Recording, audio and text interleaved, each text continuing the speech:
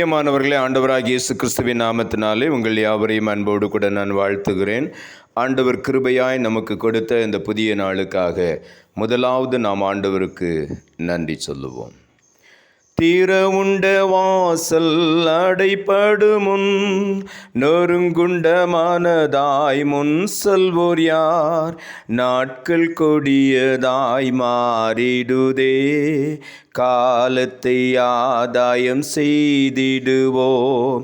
நாட்கள் கொடியதாய் மாறிடுதே, காலத்தை ஆதாயம் செய்திடுவோம்.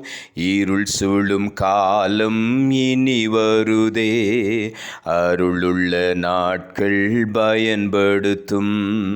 தீர உண்ட வாசல் அடைபடுமுன் நொறுங்குண்ட மனதாய் முன் செல்வோர் யார்? தீர உண்ட வாசல் அடைபடுமுன் நொறுங்குண்ட மனதாய் முன் செல்வோர் யார்? நாட்கள் கொடியதாய் மாறிடுதே, காலத்தை ஆதாயம் செய்திடுவோம். இந்த நாளுக்கென்று ஆண்டவர் கொடுக்கிற ஒரு வார்த்தை வெளிப்படுத்தின விசேஷம் 3வது அதிகாரம் 8வது வசனம். வெளிப்படுத்தின விசேஷம் 3:8. உன் கிரியைகளை அறிந்திருக்கிறேன், உனக்கு கொஞ்சம் பலன் இருந்தும் நீ என் நாமத்தை மறுதலியாமல் என் வசனத்தை கைக்கொண்டபடியினாலே இதோ திறந்த வாசலை உனக்கு முன்பாக வைத்திருக்கிறேன், அதை ஒருவனும் பூட்ட மாட்டான். இந்த காலை வேளையில் ஆண்டவருடைய வார்த்தை சொல்லுகிறது, திறந்த வாசலை உனக்கு முன்பாக நான் வைத்திருக்கிறேன், அதை ஒருவனும் பூட்ட முடியாது. ஆண்டவர் நமக்காக திறந்த வாசலை எந்த ஒரு மனிதனும் பூட்ட முடியாது. எதனால் ஆண்டவர் நமக்கு திறந்த வாசலை வைத்திருக்கிறாராம்? அவர் நம்முடைய கிரியைகளை பார்க்கிறார்.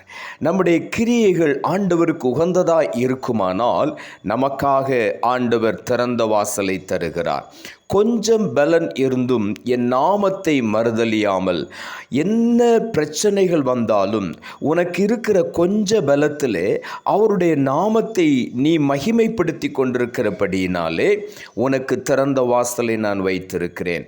மாத்திரமல்ல, என் வசனத்தை கை கொண்டபடியினாலே என்று ஆண்டவர் சொல்லுகிறார். நீ உனக்கு கொஞ்சம் பலன் இருந்தும் உன் கிரியைகள் என் பார்வையிலே அருமையாயிருந்தது, என் நாமத்தை நீ மறுதலியாமல் நீ கொஞ்ச பலன் இருந்தும் என் நாமத்தை நீ உயர்த்தி கொண்டே இருக்கிறாய்.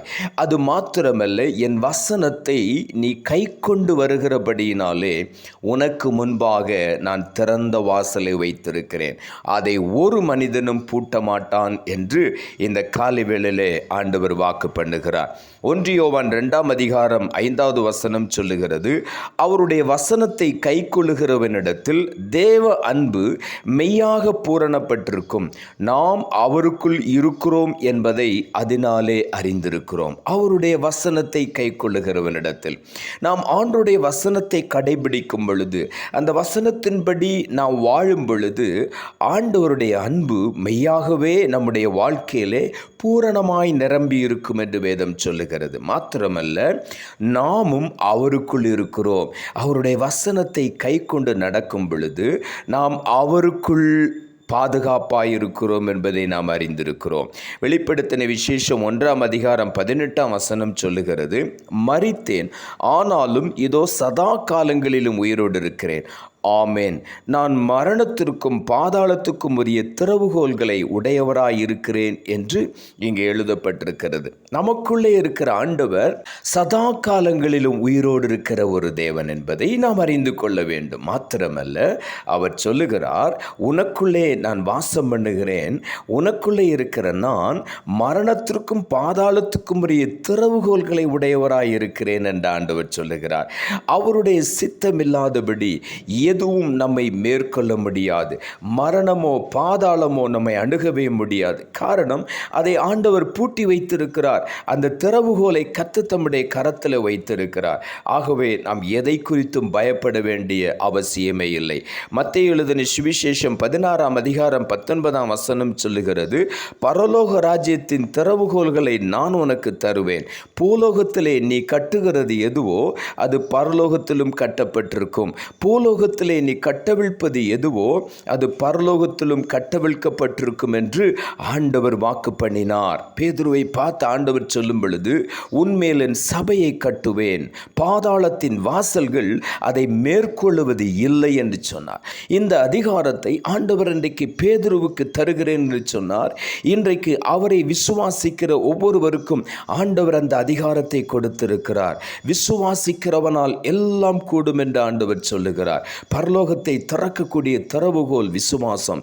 இந்த காலை வேளையிலே ஆண்டவர் சொல்லுகிறார், உங்கள் விசுவாசம் உலகத்தை ஜெயிக்கும். பூலோகத்தில் எதை கட்டுவீர்களோ அது கட்டப்படும். இந்த காலை வேளையிலே அந்த விசுவாசம் என்கிற திறவுகோலை நம்முடைய கரத்தில் ஆண்டவர் கொடுத்திருக்கிறார். அதே நேரத்திலும் பாதாளம் நம்மை மேற்கொள்ள முடியாதபடி மரணத்திற்கும் பாதாளத்துக்கும் உரிய திறவுகோல்களை கர்த்தர் தம்முடைய கரத்தில் வைத்திருக்கிறார். ஹல்லேலூயா. இந்த காலை வேளையிலே உள்ளத்தின் ஆழத்திலிருந்து ஆண்டவருக்கு நாம் நன்றி சொல்லுவோம். நாம் எதை குறித்தும் பயப்பட வேண்டிய அவசியமில்லை. மல்கியா தீர்க்க தரிசன புஸ்தகம் 3ஆம் அதிகாரம் 10ஆம் வசனம் சொல்லுகிறது, என் ஆலயத்தில் ஆகாரம் உண்டாயிருக்கும்படிக்கு தசம பாகங்களை எல்லாம் பண்டசாலையிலே கொண்டு வாருங்கள். அப்பொழுது நான் வானத்தின் பலகணிகளை திறந்து இடம் கொள்ளாமல் போகுமட்டும் உங்கள் மேல் ஆசீர்வாதத்தை வருஷிக்க மாட்டேனோ என்று அதனால் என்னை சோதித்து பாருங்கள் என்று சேனைகளின் கர்த்தர் சொல்லுகிறார். இங்கே ஆண்டவர் பரலோகத்தின் பொக்கிஷ சாலைகளை திறந்து தருவேன் என்று சொல்லுகிறார். பண்டக சாலையிலே நாம் கொண்டு வரும் பொழுது ஆண்டவர் சொல்லுகிறார், வானத்தின் பலகணிகளை திறந்து, வானத்தின் பலகணிகளை நமக்காக திறந்து இடம் கொள்ளாமல் போகும் மட்டும் தம்முடைய ஆசீர்வாதத்தை நம்மேல் வருஷிக்க மாட்டேனோ என்று கேட்கிறார். இந்த காலை வேளையிலே ஆண்டவருடைய பண்டக சாலையிலே சேர வேண்டிய நம்முடைய ஆசீர்வாதத்தின் தசம பாகங்களை எல்லாம், நம்முடைய நேரங்களின் தசம பாகங்களை எல்லாம் ஆண்டவருக்கு நாம் உதாரத்துவமாய் கொடுக்கும் பொழுது ஆண்டவர் நமக்காக வானத்தின் பலகணிகளை திறக்கிறார். திறந்த வாசலை உனக்கு முன்பாக வைத்திருக்கிறேன். ஆண்டவர் வானத்தின் ஆசீர்வாதங்களை நமக்கு தரும் பொழுது எந்த மனிதனும் அதை தடை பண்ண முடியாது.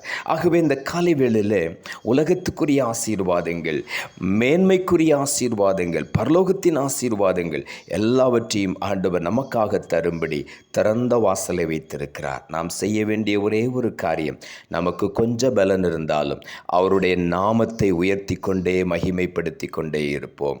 அவருடைய வசனத்தை கை கொண்டு அதன்படி நடப்போம். அப்பொழுது ஆண்டவர் திறந்த வாசலை நமக்கு முன்பாக வைத்திருப்பார்.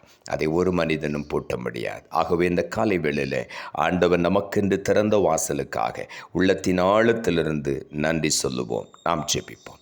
அன்புள்ள ஆண்டவரே, கிருபையாய் நீர் கொடுத்த இந்த புதிய நாளுக்காய் மறுபடியும் உமக்கு நன்றி செலுத்துகிறோம். ஆண்டவர் கொடுத்த ஜீவனுள்ள வார்த்தைக்காக நன்றி. உன் கிரியைகளை அறிந்திருக்கிறேன். உனக்கு கொஞ்சம் பலன் இருந்தும் நீ என் நாமத்தை மறுதலியாமல் என் வசனத்தை கை கொண்டபடியினாலே இதோ திறந்த வாசலை உனக்கு முன்பாக வைத்திருக்கிறேன், அதை ஒருவனும் பூட்ட மாட்டான் என்ற வார்த்தையை கொடுத்தீர். வசனத்தை கேட்டுக்கொண்டிருக்கிற ஒவ்வொருடைய வாழ்க்கையிலும் ஐயோ எனக்கு இன்னும் ஒரு ஆசீர்வாதத்தின் வாசல் திறக்கவில்லையோ, எவ்வளோ நாள் காத்திருக்கிறேனே என்று சொல்லி பல விதங்களில் சோர்ந்து போன ஒவ்வொருவரும் மறுபடியுமாய் தங்களை உயிர்ப்பித்து கொண்டு கொஞ்சம் பலன் இருந்தாலும் ஆண்டவருடைய நாமத்தை இன்னும் நான் ஓயாமல் துதிப்பேன், அவருடைய வசனத்தை கை கொண்டு அதன்படி நடப்பேன், நிச்சயமாகவே எனக்காக ஆண்டவர் திறந்த வாசலை தருவார், ஒரு மனிதனும் அதை பூட்ட முடியாதபடி ஆண்டவர் எனக்காக திறப்பார் என்று சொல்லி ஒவ்வொருவரும் இந்த காலை வேளையிலே விசுவாசத்தில் இன்னும் பலனடைந்து முன்னேறி செல்ல ஆண்டவர் உதவி செய்யும். தாழ்த்துகிறோம். இரட்சகர் இயேசுவின் நாமத்தில் ஜெபிக்கிறோம் நல்ல பிதாவே, ஆமென்.